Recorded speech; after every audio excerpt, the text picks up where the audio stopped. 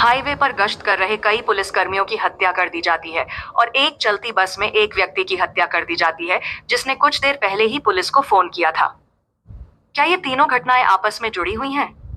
हमें सिर्फ 10 घंटों में इन तीनों घटनाओं की सच्चाई का पता लगाना है। आज की हमारी तमिल सस्पेंस थ्रिलर फिल्म है 10 आवर्स, जो रोमांच, रहस्य और चौंका देने वाले ट्विस्ट से भरपूर है।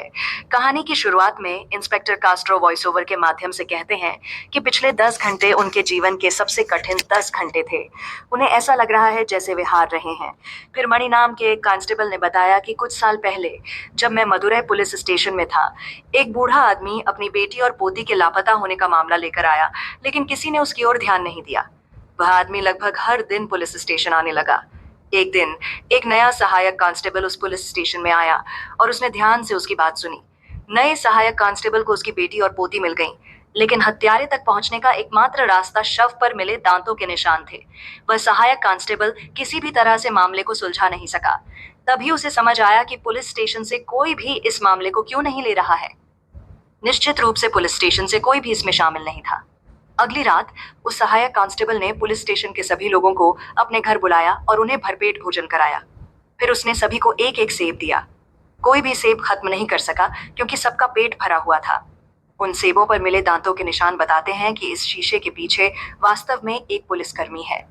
सहायक कांस्टेबल समझ गया कि अपराधी को सजा नहीं मिलेगी, इसलिए उस सहायक कांस्टेबल ने अपराधी का सामना किया। वह सब इंस्पेक्टर कोई और नहीं बल्कि आप ही हैं, सर कास्त्रो। कहानी 10 घंटे पहले की है। अयम्पन बस कोयम्बेडु से यात्रियों को लेकर चेन्नई तिंडीवनम राजमार्ग से अपनी यात्रा शुरू करती है। उसी समय एक दंपति अत्तूर पुलिस स्टेशन आता है और बताता है कि उनकी बेटी आज सुबह 8 बजे कॉलेज के लिए निकली थी। वह हर दिन शाम 6 बजे तक निकलती है, लेकिन आज घर नहीं लौटी।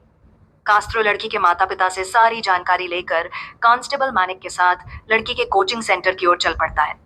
रास्ते में उसे कंट्रोल रूम से पता चलता है कि लड़की का फोन आखिरी बार कोचिंग सेंटर के इलाके में बंद हुआ था। कोचिंग इलाके में पहुंचने पर उन्होंने एक दुकानदार को लड़की की फोटो दिखाई और पूछा कि क्या उसने उसे देखा है। उस आदमी ने जवाब दिया, हाँ, मैं उसे रोज देखता हूँ। आज भी मैंने उसे देखा था, लेकिन उसे वापस आते हुए नहीं देखा। कास्त्रो मनी रोड से गुजरते हुए उन्होंने एक टूटी हुई स्ट्रीट लाइट देखी जिसके नीचे कई इल्लियां पड़ी थीं। वे सीधे लड़की के कोचिंग सेंटर पहुंचे। अंदर जाकर और अच्छी तरह से जांच पड़ताल करने के बाद कास्त्रो ने एक एक करके सुरागों को जोड़ना शुरू किया। उसके अंदाजे के मुताबिक लड़की का अपहरण कर लिया गया था और अपहरण करने वाला कोचिंग सेंटर के अंदर का कोई व्यक्ति नहीं था। अंदर की बासी हवा से पता चलता था कि उस जगह को काफी समय पहले ही बंद कर दिया गया था। चूंकि दुकानदार ने कहा था कि उसने लड़की को वापस आते हुए नहीं देखा, इसका मतलब था कि उसका अपहरण कोचिंग सेंटर और दुकानदार की दुकान के बीच कहीं हुआ होगा।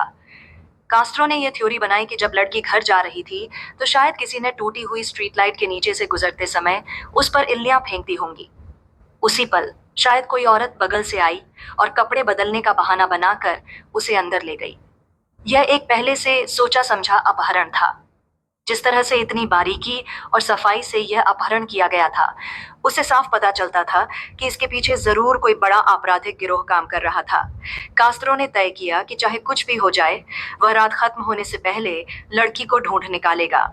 उसने तुरंत सभी स्थानीय पुलिस थानों को सूचित किया और साथ ही सभी चौकियों पर आपातकालीन अलर्ट जारी कर दिया। उसके निर्देशों पर कार्रवाई करते हुए चौकियों पर तैनात पुलिस अधिकारियों ने हर गाड़ी की जांच शुरू कर दी। फिर हमने उस औरत को देखा जिसने अपहरण में मदद की थी। वह एक वैन से बाहर निकल रही थी, जिससे इस बात की पुष्टि हो गई कि यह सचमुच एक पहले से सोचा समझा अपहरण था। इस बीच पुलिस लड़की की सहेली के घर पूछताछ करने पहुंची। हालांकि उन्हें वहां से कोई खास जानकारी नहीं मिली। फिर भी यह बात पक्के तौर पर साबित हो गई कि लड़की किसी भी प्रेम संबंध में शामिल नहीं थी। इस तरह यह पुष्टि हो गई कि वह अपनी मर्जी से घर से भागकर नहीं गई थी। दूसरी तरफ जब पुलिस ने एक चौकी पर नीली वैन को रोका तो एक सिपाही गाड़ी की जांच करने गया। जांच करने के बाद उसने अपने साथियों को आवाज दी और कहा, लड़की इसी गाड़ी के अंदर है। ठीक उसी पल वैन के अंदर मौजूद बदमाशों ने गोलियां चलानी शुरू कर दी और वहां मौजूद सभी पुलिस अधिकारियों को मार गिराने के बाद वहां से भाग निकले। इस घटना के कुछ ही देर बाद कास्त्रो घटनास्थल पर पहुंचे। अपराध स्थल पर उन्होंने देखा कि बैरिकेड्स पर कांच के टुकड़े और कार के पेंट के निशान चिपके हुए थे। कास्त्रो ने तुरंत आगे मौजूद अगले चेक पॉइंट पर फोन करके पूछा कि क्या उनके यहाँ से कोई नीली वैन गुजरी है। चेक पॉइंट पर मौजूद कर्मचारियों ने बताया कि उन्होंने ऐसी कोई वैन नहीं देखी थी। कास्त्रो समझ गए कि वैन का ड्राइवर जरूर दोनों चेक पॉइंट्स के बीच कहीं मौजूद किसी शॉर्टकट रास्ते से भाग निकला होगा। कास्त्रो ने उस शॉर्टकट रास्ते का पीछा करना शुरू किया। थोड़ी दूर चलने के बाद उन्हें वह नीली वैन लावारिस हालत में मिली, जो पूरी तरह से खाली थी। अचानक कास्त्रो पर हमला हो गया। उन्होंने एक एक करके अपने हमलावरों का मुकाबला किया। एक समय उन्होंने हमलावरों में से एक को काबू कर लिया और उससे पूछा कि वे असल में कौन है। उस आदमी ने बताया कि वे पैसे लेकर दूसरों के लिए अपहरण करने वाले भाड़े के किडनैपर थे। जब कास्त्रो ने पूछा कि जिस लड़की का अपहरण किया गया था वह कहाँ है, तो उस आदमी ने जवाब दिया कि उनके सफर के बीच में ही एक और गाड़ी आई थी और उस लड़की को अपने साथ ले गई थी। उन्होंने दावा किया कि इस मामले में उनके पास और कोई जानकारी नहीं है। कास्त्रो उस आदमी को अपने बॉस को फोन करने का निर्देश देता है। जब वह आदमी फोन करता है तो दूसरी तरफ से एक आवाज, जो फोन के लाउडस्पीकर से सुनाई देती है, बोलती है, तो तुम पकड़े गए है ना। फिर वह कास्त्रो को एक चुनौती देता है। अगर उसमें हिम्मत है तो वह उसे ढूंढ निकालने की कोशिश करे। सीन बदलकर अयप्पन बस पर चला जाता है, जो हाईवे पर तेजी से दौड़ रही थी। इसी बीच पुलिस कंट्रोल रूम में एक फोन आता है। फोन करने वाला बताता है कि अयप्पन बस में कोई एक युवती को प्रताड़ित कर रहा है। वह बस की लोकेशन बताता है, कल्लाकुरिची टोल स्टेशन से 5 किलोमीटर आगे। पुलिस फोन करने वाले से बस का रजिस्ट्रेशन नंबर ले लेती है, लेकिन जब वे उसका नाम पूछते हैं तो लाइन कट जाती है। कंट्रोल रूम तुरंत गश्ती टीम से संपर्क करता है और सारी जानकारी उनके साथ साझा करता है। जानकारी मिलते ही कास्त्रो बस के रास्ते में आने वाली अगली पुलिस चौकी की ओर तेजी से दौड़ता है। जैसे ही बस वहां पहुंचती है, उसे रुकने का इशारा किया जाता है और रोक लिया जाता है। लगभग तुरंत ही अयप्पन कंपनी के ऑफिस से ड्राइवर को फोन आता है, जिसमें पूछा जाता है कि उसने गाड़ी क्यों रोकी है। ड्राइवर बताता है कि उसे एक पुलिस चौकी पर रोका गया है। ठीक उसी समय बस के अंदर से कोई कास्त्रो को आवाज देता है। कुछ ही पल बाद एक युवक की लाश मिलती है। पुलिस तुरंत सभी को बस से उतरने और बस खाली करने का आदेश देती है। कास्त्रो सभी को अपनी तेज और पैनी नजर से देखता है। फिर वह डॉक्टर से अनुरोध करता है कि वह फॉरेंसिक जांच और पोस्टमार्टम रिपोर्ट जितनी जल्दी हो सके, भले ही इसके लिए नियमों को थोड़ा बहुत तोड़ना पड़े, पूरी करे, क्योंकि एक ही रात में 3 अलग अलग घटनाएं हुई हैं और इस बात की बहुत ज्यादा संभावना है कि वे सभी आपस में जुड़ी हुई हैं। पुलिस स्टेशन में सभी की जानकारी एक एक करके दर्ज की जाती है। कुछ लोग अपने चाचा के घर लौट रहे थे, कुछ शादी में जा रहे थे, जबकि कुछ लोग अपनी मां के अंतिम संस्कार में शामिल होने के लिए सफर कर रहे थे। थोड़ी देर बाद एक सिपाही वहां आता है और उन्हें बताता है कि जिस लड़के की मौत हुई है, यानी जिबा, उसी ने असल में कंट्रोल रूम में फोन किया था। यह सुनकर जिबा की गर्लफ्रेंड दिव्या तेजी से आगे बढ़ती है, कंडक्टर का कॉलर पकड़ लेती है और उससे पूछती है, तुमने ऐसा क्यों किया, तुमने उसे क्यों मार डाला। सीन रात 8 बजे का है। बस में चढ़ने से पहले एक नौजवान बड़े उत्साह से सबके साथ फोटो खिंचवा रहा था। उसके बाद एक एक करके सब लोग बस में चढ़ गए। हालांकि बस को रात 8 बजे रवाना होना था, लेकिन वह वहीं खड़ी रही।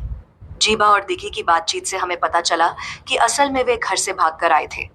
इसके अलावा कुछ संदिग्ध दिखने वाले लोग, जो अच्छे चरित्र के नहीं लग रहे थे, भी बस में चढ़ गए। कास्त्रो ने पूछा कि यात्रियों की लिस्ट में जननी नारायण का नाम क्यों लिखा हुआ था। कंडक्टर ने बताया कि अशोक नगर पहुंचने के बाद उन्होंने जननी का इंतजार किया था, लेकिन जब वह नहीं आई तो उन्होंने उसे फोन किया, इसलिए उसका नाम लिस्ट में लिखा हुआ था। फिर कास्त्रो ने सीधे सीधे पूछा, जीबा के साथ जो कहासुनी हुई थी वह असल में किस बारे में थी। ड्राइवर ने बताया कि जब वह टिकट इकट्ठा कर रहा था तो एक गर्भवती महिला को उल्टी होने लगी। उसने उस पर झल्लाते हुए पूछा कि वह अपने साथ प्लास्टिक का थैला क्यों नहीं लाई। उसने आगे कहा कि अगर कोई किसी के भी साथ सोकर गर्भवती हो जाती है और फिर अकेले उसकी बस में चढ़कर सिर्फ उल्टी करती है, तो वह उसके साथ जरा भी नरमी नहीं बरतेगा। जब जीबा ने इस बात का विरोध करने के लिए आवाज उठाई तो उन दोनों के बीच कहासुनी हो गई। बाद में एक बार फिर उनका आमना सामना हुआ, जब जीबा उस महिला को पानी देने गई। जब कास्त्रो ने यात्रियों की जानकारी मांगी तो कंडक्टर ने बताया कि 16 लोगों ने टिकट बुक करवाए थे, जिनमें से एक नहीं आया, और उसने 10 और लोगों को टिकट बेचे थे, जिससे कुल 25 यात्री हो गए। उन सभी की जानकारी फाइल में मौजूद थी। यह भी पता चला कि हालांकि बस आमतौर पर रात 8 बजे रवाना होती थी, लेकिन उस दिन किसी देरी की वजह से वह रात 8:30 बजे रवाना हुई। जब कास्त्रो ने पूछा कि जब वह युवती उल्टी कर रही थी तो बस क्यों नहीं रोकी गई, तो ड्राइवर ने बताया कि उनकी गाड़ी में GPS ट्रैकिंग सिस्टम लगा हुआ था, इसलिए जब भी बस रुकती तो ऑफिस से तुरंत फोन आ जाता। इसके अलावा यात्रियों की सुरक्षा का मामला भी था। फिर कास्त्रो ने दोबारा पूछा कि क्या जीबा की किसी और के साथ भी कोई कहासुनी हुई थी। ड्राइवर ने जवाब दिया कि हाँ, एक महिला यात्री के साथ। कास्त्रो ने उस महिला को अंदर बुलाया और उससे उस झगड़े के बारे में पूछताछ की जो उसके और जिबा के बीच हुआ था। इस बातचीत से हमें पता चला कि जब वह महिला पहली बार बस में चढ़ी थी, तब जिबा और कंडक्टर के बीच पहले से ही कहासुनी चल रही थी। उसे लगा कि गलती जिबा की है और इसलिए उसने उसे डांटा था। हालांकि बाद में उसे एहसास हुआ कि जिबा की इसमें कोई गलती नहीं थी। नतीजतन जब उसने जिबा को अकेले बैठे देखा, तो वह उसके पास गई और उससे माफी मांगी। कास्त्रो ने हैरानी से पूछा कि वह अकेली क्यों बैठी है। फिर उसने दिव्या, जो जीबा की गर्लफ्रेंड थी, को पूछताछ के लिए बुलाया। कास्त्रो ने उससे पूछा कि साथ आने के बावजूद वह और जीबा अलग अलग क्यों बैठे थे। दिव्या ने बताया कि पास में ही एक ठेकेदार एक युवती पर अश्लील टिप्पणियां कर रहा था, इसलिए वह उस युवती को दिलासा देने के लिए उसके पास जाकर बैठ गई थी। कास्त्रो ने दिव्या से खुलकर बात करने और जीबा के साथ अपने रिश्ते के बारे में सब कुछ बताने को कहा। दिव्या ने बताया कि वे कॉलेज में साथ पढ़ते थे और पिछले 4 सालों से एक दूसरे के साथ रिश्ते में थे।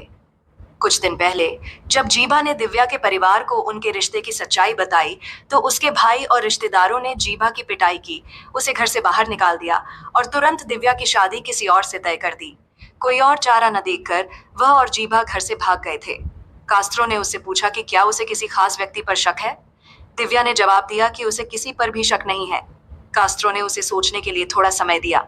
इसी बीच हम देखते हैं कि पुलिस एक शराबी आदमी को पकड़कर लाई है, जिसे उन्होंने एक पुलिस अधिकारी पर हमला करने के आरोप में गिरफ्तार किया था। इस आदमी को ध्यान में रखना। दूसरी तरफ जब दिव्या बाहर निकली, तो उसने केशव नाम के एक आदमी को देखा और कहा, मुझे इसी पर शक है। केशव से पूछताछ करने पर कास्त्रो को पता चला कि वह दिव्या के भाई जगन का दोस्त था। जगन ने उसे फोन करके बताया था कि दिव्या किसी के साथ भाग गई है। जब केशव ने बस स्टैंड पर दिव्या को जीबा के साथ देखा और जगन को इसकी खबर देने के लिए फोन किया, तो जगन ने उसे दिव्या का पीछा करने का निर्देश दिया। इसीलिए वह बस में चढ़ गया था। जब उसने बाद में बाकी योजना के बारे में पूछा, तो जगन ने बस इतना कहा कि बाकी सब उनके पिता संभाल लेंगे। नतीजतन केशव ने आगे कुछ नहीं किया और सो गया। बाद में सुबह 3 बजे उसने फिर से जगन को फोन करके जीबा की मौत की खबर दी। जैसे ही कास्त्रो बाहर निकला, उसे फोरेंसिक टीम से एक फोन आया। फोरेंसिक विशेषज्ञ ने बताया कि घटना स्थल पर चाकू पर मिले उंगलियों के निशान गुरु नाम के एक यात्री के निशानों से मेल खाते हैं। जैसे ही कास्त्रो ने गुरु पर थोड़ा सख्ती से पेश आकर दबाव डाला, वह सच उगलने लगा। गुरु एक होटल में काम करता था। एक दिन दिव्या को होटल के टॉयलेट में एक छिपा हुआ फोन मिला। उसे वहां चुपके से वीडियो रिकॉर्ड करने के लिए रखा गया था। वह फोन गुरु का था। यह पता चलने पर जिबा ने उसे बुरी तरह पीटा। उस घटना के बाद उसके मालिक ने उसे नौकरी से निकाल दिया। नतीजतन वह नशे की हालत में बस स्टैंड पर सोने लगा। वहीं उसने जिबा और दिव्या को देखा। वह उनके पीछे पीछे बस में चढ़ गया और अभी भी शराब के नशे में होने के कारण सो गया। जब वह जागा, तो बस के बाकी यात्री सो रहे थे। उसे लगा कि यह अपना बदला लेने का सबसे सही मौका है। उसने चाकू उठाया और जिबा की तरफ बढ़ा, लेकिन उसे पता चला कि किसी और ने पहले ही उसकी हत्या कर दी थी। अचानक बस ने जोर से ब्रेक लगाया, जिससे चाकू जमीन पर गिर गया। डर कर वह अपनी सीट पर वापस चला गया। पूरी कहानी सुनने के बाद कास्त्रो ने उसे कमरे से बाहर जाने का आदेश दिया। तभी उसे दूसरे पुलिस स्टेशन से एक कॉल आया। कास्ट्रो को पता चला कि उसने जो फिंगरप्रिंट जमा किए थे, उनमें से 2 मैच हो गए हैं। ये लोग एक मर्डर केस में संदिग्ध थे। उनके नाम काशी और सेतु थे। जैसे ही कास्ट्रो को फैक्स से उनकी तस्वीरें मिली, उसने उन दोनों आदमियों को पकड़ लिया और उन्हें पीटना शुरू कर दिया। मणि ने उसे आगे बताया कि उनके मोबाइल फोन पर जीबा की एक तस्वीर भी मिली है। काशी और सेतु ने कबूल किया कि 2 आदमियों ने उन्हें जीबा को मारने के लिए पैसे दिए थे। हालांकि वे यह काम अगले हफ्ते करने वाले थे। उसी दिन पहले जब वे बस में चढ़े और जीबा को देखा, तो उन्होंने उस आदमी को फोन करने की कोशिश की जिसने उन्हें काम पर रखा था, लेकिन उसका नंबर बंद आ रहा था। पता चला कि जिन आदमियों ने उन्हें पैसे दिए थे, उनमें से एक असल में उसी बस में उनके साथ था। उन्होंने केशव के रूप में उसकी पहचान की। ठीक उसी पल किसी ने स्टेशन की मेन बिजली काट दी, जिससे वहां अंधेरा छा गया और परिसर पर हमला कर दिया। केशव भागने की कोशिश करने लगा, लेकिन कास्त्रो ने उसे पकड़ लिया। तभी जगन और उसके पिता वहां पहुंचे। जब कास्त्रो ने जगन को हिरासत में लेने की कोशिश की, तो एक मानवाधिकार कार्यकर्ता ने दखल दिया और कई कानूनी पाबंदियों का हवाला देते हुए कास्त्रो को ऐसा करने से रोक दिया। सीन बदलता है। जब वार्ड बॉय जीबा का पोस्टमार्टम करने पहुंचे तो उन्होंने पाया कि उसका शव वहां नहीं था। यह खबर सुनते ही कास्त्रो तुरंत मुर्दा घर पहुंचा और जीबा के शव की तलाश शुरू कर दी। अच्छी तरह से खोजने के बाद उसे पास ही एक सुनसान गोदाम में उसका शव मिला। सारी बातों को जोड़कर उसने यह नतीजा निकाला कि ये तीनों घटनाएं शायद आपस में जुड़ी हुई हैं। इसमें पक्का कोई ऐसा आदमी शामिल है जो सारे सबूत मिटाने की कोशिश कर रहा है। डॉक्टर ने जीबा के शव की जांच की और बताया कि उसका घाव बहुत गहरा था। इसके अलावा शारीरिक सबूतों से ऐसा नहीं लग रहा था कि उसने किसी के साथ कोई हाथापाई या झगड़ा किया हो। इससे सिर्फ एक ही नतीजा निकलता था, शायद उसे जहर या कोई नशीली दवा दी गई थी। सीन एक बार फिर बदलता है। हम देखते हैं कि कुछ आदमी एक जवान औरत को जबरदस्ती एक लाल रंग की वैन में डाल रहे हैं। जब एक चेक पॉइंट पर उन्हें रुकने का आदेश दिया गया तो वैन तेजी से वहां से निकल गई।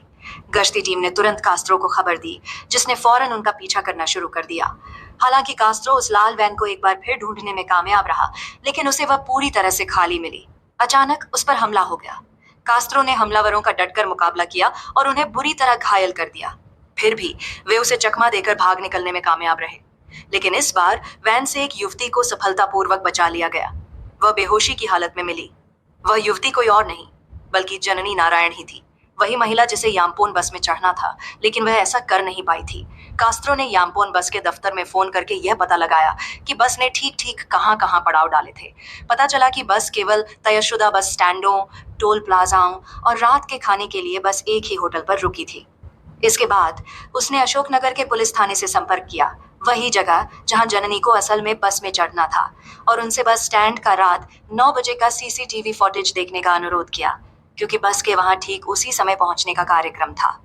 10 मिनट बाद अशोकनगर थाने के इंस्पेक्टर ने उसे वापस फोन करके बताया कि उसने फुटेज देख लिया है, लेकिन उसमें कोई भी युवती याम्पोन बस में चढ़ती हुई नहीं दिखाई दी। इसके बजाय बस के रुकने के बाद 2 आदमियों को बस में चढ़ते हुए देखा गया। कास्त्रो सोचने लगा कि कहीं वह कोई जरूरी बात तो नजरअंदाज नहीं कर रहा है। उसने अशोकनगर थाने में एक बार फिर फोन किया और उनसे और मदद करने का अनुरोध किया।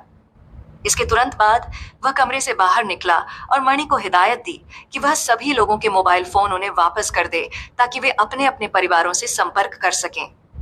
लेकिन अभी उसकी बात पूरी भी नहीं हुई थी कि वे फोन एक बार फिर जब्त कर लिए गए। इस बीच टोल प्लाजा कंट्रोल रूम पहुंचकर और सीसीटीवी फुटेज देखने के बाद कास्ट्रो को एक अहम जानकारी मिलती है। वह तुरंत पुलिस स्टेशन के लिए निकल पड़ता है। रास्ते में वह मणि को फोन करके बताता है कि वहां मौजूद सभी लोगों में से सिर्फ एक व्यक्ति फोन पर बात करने का नाटक कर रहा था। कास्ट्रो और जानकारी इकट्ठा करता है और एक दूसरे इंस्पेक्टर को एक खास गाड़ी का पीछा करने का निर्देश देता है। फिर वह बस की एक बार फिर से अच्छी तरह तलाशी लेता है।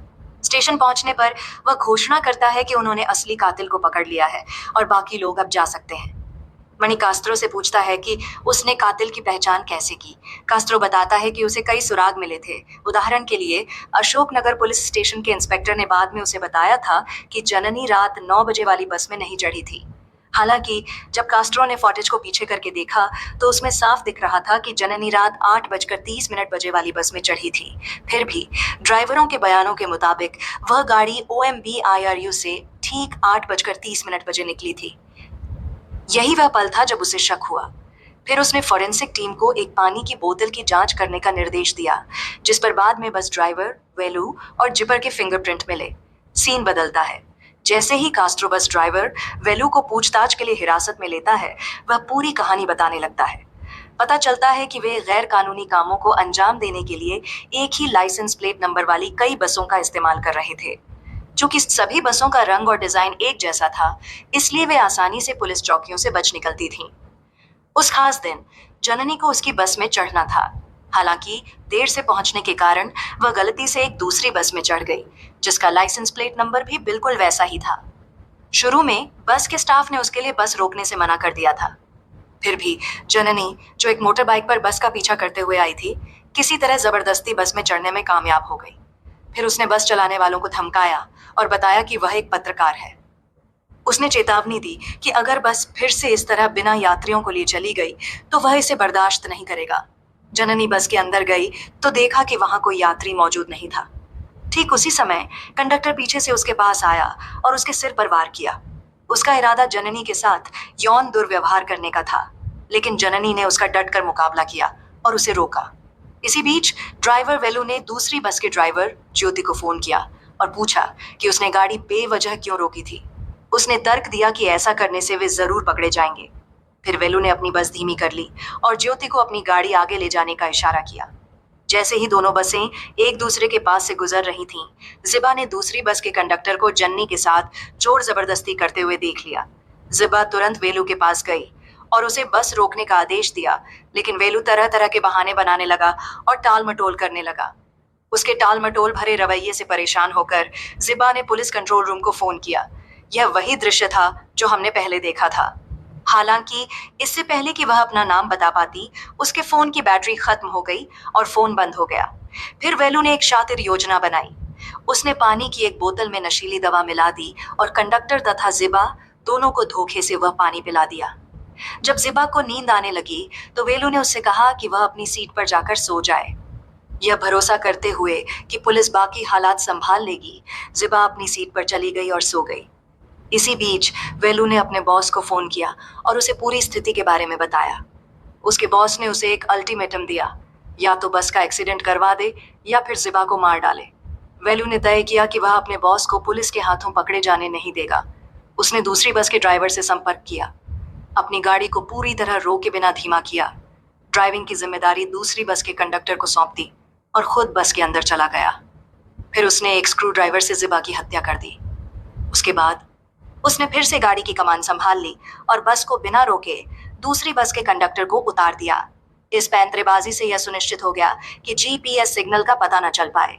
फिर उसने दूसरे ड्राइवर ज्योति को फोन किया और उसे निर्देश दिया कि वह जननी को किसी पुल के नीचे फेंक दे। वहां से उसे उठाया गया और उस लाल वैन में डाल दिया गया। कास्त्रो ने उससे पूछा, उस गाड़ी के अंदर आखिर ऐसा क्या था जिसके बचाव के लिए तुम हत्या करने को भी तैयार हो गए, और तुम्हारा यह बॉस आखिर है कौन? जब कास्त्रो उसे दोबारा पूछताछ के लिए बाहर लाया तो अचानक एक साथी कैदी ने गोली मारकर वेलू की हत्या कर दी।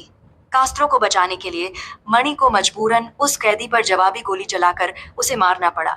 यह वही कैदी था जिसे उसी रात एक पुलिस अधिकारी पर हमला करने के आरोप में जेल लाया गया था। असल में घटनाओं का यह पूरा सिलसिला वेलू के बॉस द्वारा रची गई एक साजिश थी। इसी बीच खबर आई कि दूसरी बस जिसकी वे तलाश कर रहे थे मिल गई है। हालांकि जांच करने पर पता चला कि वह पूरी तरह से खाली थी। घटनास्थल पर टायरों के निशान देखकर कास्त्रो ने अपनी टेक टीम और एक ड्रोन की मदद से पता लगाया कि कुछ ही देर पहले उस जगह से एक एम्बुलेंस निकली थी। कास्त्रो ने तुरंत उस एम्बुलेंस का पीछा करना शुरू कर दिया। फिर दृश्य बदलता है। मयप्पन नाम के एक आदमी ने मौजूदा विधायक को बंधक बना रखा था। सच तो यह था कि मयप्पन ने विधायक को इसलिए अगवा किया था ताकि उसकी मौत का नाटक रचकर उपचुनाव करवाया जा सके, जिसमें वह खुद चुनाव लड़ सके और वह सीट जीत सके। वह बहुप्रतीक्षित उपचुनाव ठीक अगले ही दिन होने वाला था, इसलिए मयप्पन ने उसी दिन विधायक की हत्या कर दी। इसी बीच एम्बुलेंस का पीछा करते हुए कास्त्रो अनजाने में मयप्पन के ठिकाने पर पहुंच गया। मयप्पन के गुंडों से लड़ते हुए सरगना तक पहुंचने के बाद कास्त्रो को पता चला कि अगवा की गई लड़की को मयप्पन ने ही बंधक बना रखा है। अपनी सूझबूझ और होशियारी का इस्तेमाल करते हुए कास्त्रो ने लड़की को सफलतापूर्वक बचा लिया और मयप्पन को गिरफ्तार कर लिया। एम्बुलेंस के पास एक अजनबी आदमी खड़ा था। लड़की उसके पास गई और उसे गले लगा लिया। तब यह खुलासा होता है कि वह आदमी असल में लड़की का सगा पिता है, जो चुनाव आयोग में एक अधिकारी है। मयप्पन ने अगले दिन होने वाला चुनाव जीतने की चाह में उसकी बेटी को अगवा किया था। उसने बड़ी चालाकी से काम लिया था। उसने पुलिस को खबर करने से पहले दूसरों को लड़की के माता पिता के रूप में पेश होने का इंतजाम कर रखा था। कास्त्रो मयप्पन से कहता है कि उसके जैसे नीच लोगों को जीने का कोई हक नहीं है। फिर कास्त्रो मयप्पन को गोली मार देता है और यहीं पर फिल्म खत्म हो जाती है। अगर आपको यह एक्सप्लेनेशन पसंद आया तो कृपया वीडियो को लाइक करना और चैनल को सब्सक्राइब करना न भूलें। आखिर तक हमारे साथ बने रहने के लिए आपका बहुत बहुत धन्यवाद।